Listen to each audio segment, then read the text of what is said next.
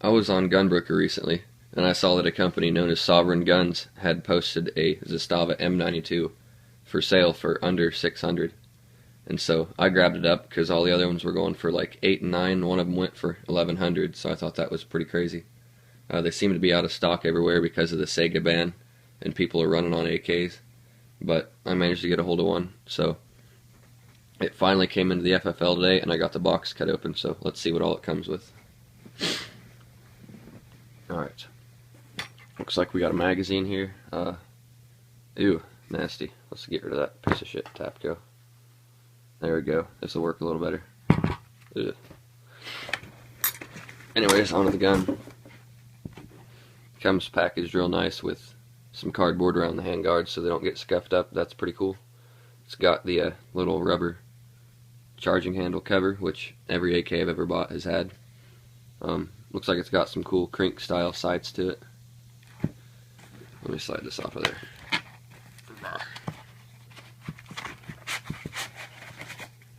Okay. Man, I love the look of this wood. It is untreated wood, but I think it looks really awesome. It's got a polished bolt, looks like. It's got the Yugo style hand grip. A lot of people put Hogues on there. I don't like that really. Let's see if that's welded. Oh shit. Yep, looks like my muzzle nut's welded. I'll have to do some dremeling and rebluing there, because I thought about getting a crink style brake for it. I'm a big fan of these Magpul magazines, so I use those for everything. They don't feel like total crap like these Tapcos do, and they also don't have a big freaking AR picture on the side of an AK magazine, so that's kind of a plus. So I don't know if I'll even use this thing. I might like sell it or something. Anyways, looks like it's got a bolt hold open and stuff. That's pretty cool. Safety brake's pretty clean. It's not super stiff like a lot of AKs. Mag release is stiff but smooth. Better than on the Wassers and stuff like that. Let's take a look at the sights. Looks like it's got, like the Yugo SKS, it's got the flip up high visibility front sight, and it's got the dots in the rear. That looks really good. I'm a big fan of that. Looks like it uses a magnet. Hold on. Looks like it holds with a magnet here. Yep, 2 little magnets on the dust cover there. And those hold the sights in whatever position you want. You got 200 and 400. 400 looks like it doesn't have the dots. And also, this is magnetically held in. So you just take your finger, flip that down, and you've got standard AK sights. They say that the gas blocks on these are canted, and I believe that because that sight adjustment is all the way over. But with normal sights, that would bother a lot of people. I could see how the sight's all the way to the left, but really I don't really care. I mean, I just want it to shoot and have fun with, so it ain't a big deal. But I could see how that sight being canted would kind of piss some people off. It's got the hinge dust cover. They did move the serial number from the back, so they're easier to SBR now. Still got to do the tax stamps and stuff. Also, it's got the little Y stamp, which on a full auto AK there'd be another pin there. There'd be a 3rd pin. It appears that the Serbian trigger that it came with is what they based the Tapco G2 off of, because it looks like the exact same trigger. It's just looks like it's a 2-hook instead of a 1-hook like the Tapco. That hinge receiver is pretty nice. It's got a pin there that you can push out with the receiver cover open to take the gas tube out, but I don't really see a need to do that right now. Nothing much to show you. You've all seen an AK gas system. It's just shorter, and the crank-offs and stuff.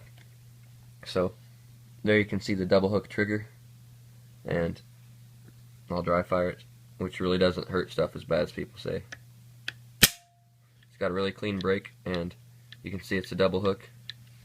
It's all original Serbian components because you don't have to have 922R compliance whenever it's a pistol, which is awesome. All the AKs and the Sega shotguns and stuff have to have a parts count because they're long guns. But any AK pistol you have will have all original if it's new. It'll have all original to that country, internals and stuff. That trigger's really smooth. The bolt looks really good. I'll take that out of there real quick.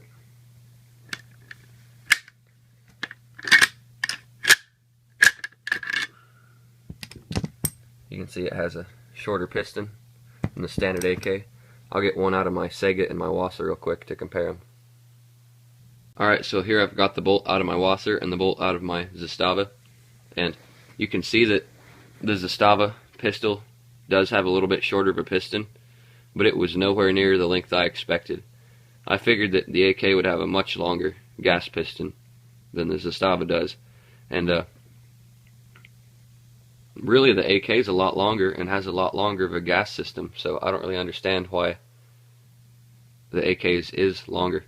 I mean, if you look at it, the guides are in the gas tube here. That's why it doesn't have these external. It's because it can't. There's not enough room. But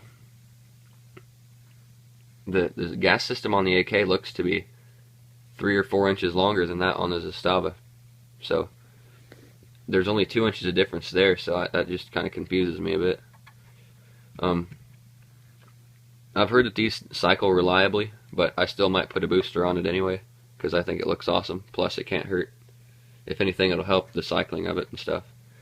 The piston design is actually convex on the Zastava, and it's flat-ended on the wasser. So the Sega is also flat-ended. That's a pretty cool feature that the Zastava has.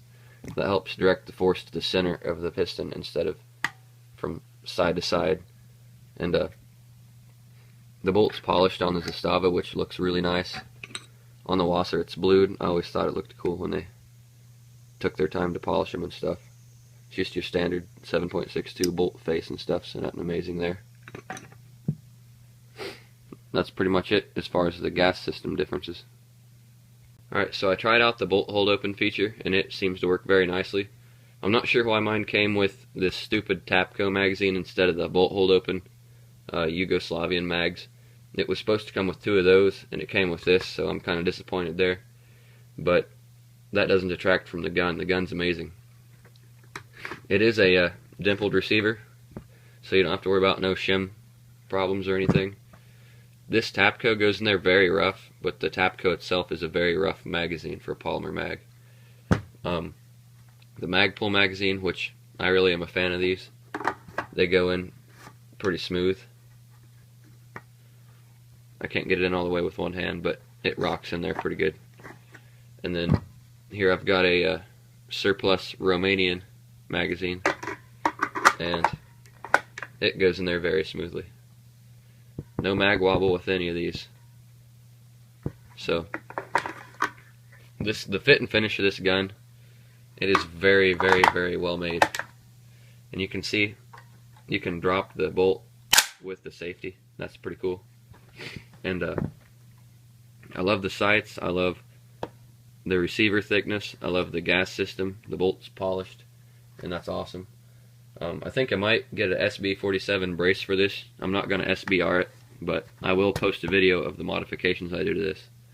I'll probably make this a small project like I did my Sega. So thanks for watching, and expect a modification video.